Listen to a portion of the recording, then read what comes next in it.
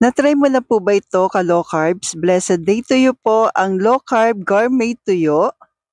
Pasta po, pero hindi talaga yung pasta na ginagamit natin before na gawa sa harina.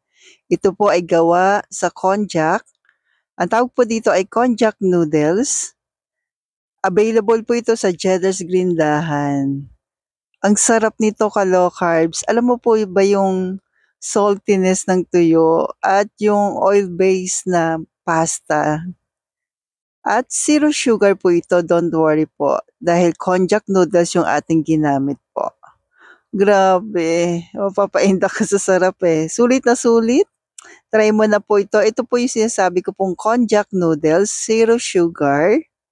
Yan po, ituturo ko po kung paano po lutuin at yung ating gourmet tuyo, bago po ito, ang sarap with olive oil. Meron po siyang original at meron ding spicy. So ito po yung ating konjac noodles. And please don't forget to like and follow po para updated tayo sa ating mga low carb meal, low carb kaalaman natin everyday. Thank you po and God bless. Yan, huhugasan lang po natin yan sa running water. Then, ide-drain po natin. At kung umabot ka po sa part na ito, okay lang po ba na pa-comment po kung taga saan po kayo po para alam ko lamang po kung saan naabot yung aking video. Thank you po. Yan. Kanina pinakita ko po yung aking yung induction cooker po natin. Ilalagay ko na lamang po sa comment section. Yan po. Ito yung ating konjac noodles. After natin ma-drain, ida-dry naman natin sa isang kawali po ng mga 3 minutes siguro po. Yan. Di ba po napakabilis lutuin yung ating konjac noodles. Sa katamtamang lakas lamang po ng apoy. After natin ma-dry, itabi muna po natin. Gawin na po natin ating sauce. Magigisa po tayo ng sibuyas, kamatis, at bawang po.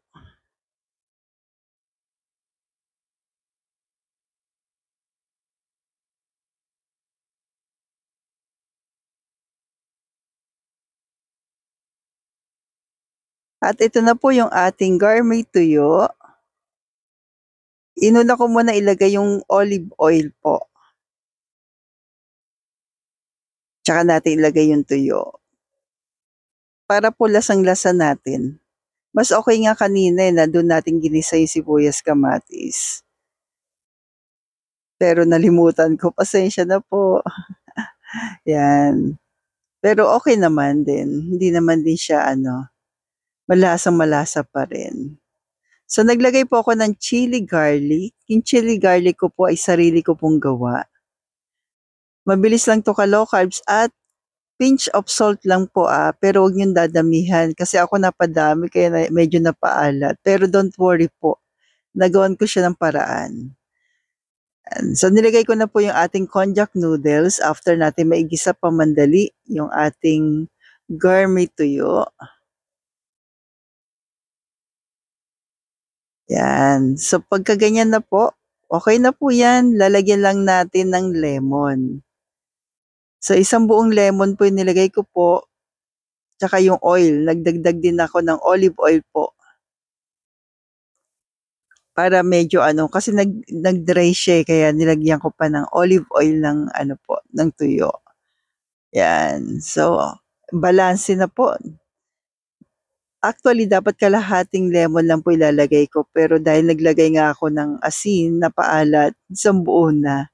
So, yun na po. Napakabilis lamang lutuin yung ating noodles o low-carb gourmet tuyo.